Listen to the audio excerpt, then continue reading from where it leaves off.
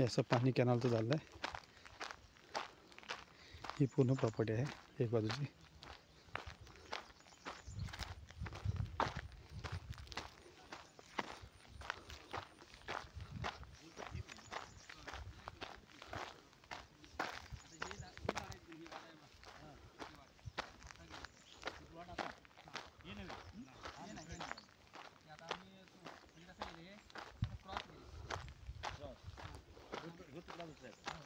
आता आपण गाडी लावली तिथे गेला ना रस्ता. आता गाडी लावली तिथे गेला हा डायरेक्ट.